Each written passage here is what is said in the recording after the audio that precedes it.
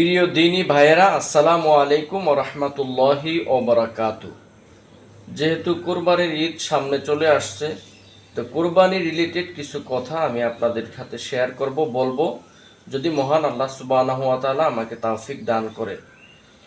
আর সেই কথাটা হলো, কোরবানির সময় আমাদের সমাজে একটা প্রচলিত সূক্ষ্ম ভুল আমরা করে থাকি।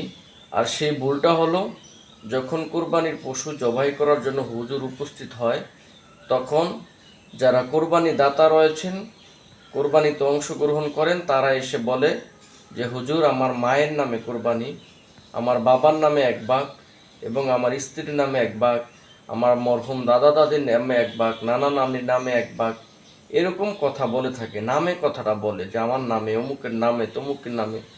আসলে এই কথাটা একটা সূক্ষ্ম ভুল এবং শিরকের কাছাকাছি। এই কথাটা বলাটা আসলে ঠিক নয়।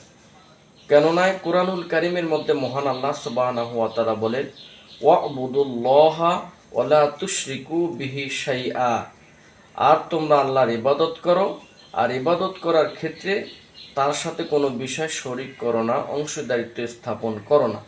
অন্যত্রয় আল্লাহ রাব্বুল আলামিন বলেন, ওমা উহিল্লা বিহি লিগাইরিল্লাহ।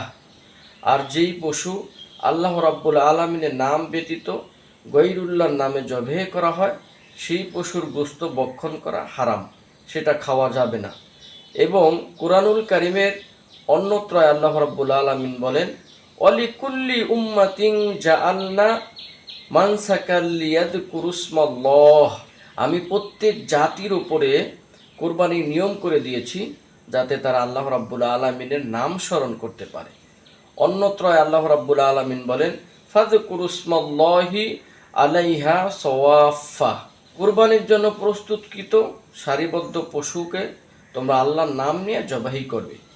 তো এখানে সব মিলিয়ে মহান আল্লাহ সুবহানাহু ওয়া তাআলার নামে কোরবানি করতে হবে। মহান আল্লাহ রাব্বুল আলামিনের নাম উচ্চারণে কোরবানি করতে হবে। তাহলেই আমাদের কোরবানিটা সঠিক হবে, শুদ্ধ হবে। এর বিকল্পভাবে যদি আমরা করি, তাহলে এত দামের, এত মূল্যবান কোরবানি আমাদের আল্লাহর কাছে কবুল হবে না। তো যেই প্রচলিত ভুলটা আছে যে আমার নামে, আমার স্ত্রীর নামে, আমার বাবা মায়ের নামে, মরহুম দাদা দাদির নামে, এরকমটা আমরা আর বলবো না। এই ব্যাপারে আমরা অবশ্যই সাবধানতা অবলম্বন করব, সতর্কতা অবলম্বন করব। তবে এক্ষেত্রে আমরা কি বলবো, যে আমার পক্ষ থেকে, দাদা দাদির পক্ষ থেকে, আমার মায়ের পক্ষ থেকে শব্দটা আমরা ব্যবহার করব। পক্ষ থেকে শব্দটা বললে সবচেয়ে সুন্দর হয়। আর আমার নামে, আমার বাবা মায়ের নামে, দাদা দাদির নামে, এই কথাটা বলা অবশ্যই একটা ভুল কথা এবং এটা শিরকের কাছাকাছি। আশা করি যেই কথাটা বলছি বুঝতে পেরেছেন। কোরবানির সময় আমরা এই শব্দটা আর বলবো না। আমরা অবশ্যই বলবো যে আমার পক্ষ থেকে, আমার দাদা দাদির পক্ষ থেকে, মায়ের পক্ষ থেকে শব্দটা আমরা ব্যবহার করব। আর নামে শব্দটা আমরা ব্যবহার করব না, কারণ নাম তো আল্লাহ রাব্বুল আলামিনের নামেই হবে, আল্লাহ রাব্বুল আলামিনের জন্যই হবে। আশা করি বিষয়টা বুঝতে পেরেছেন। আসসালামু আলাইকুম ওয়া রাহমাতুল্লাহ।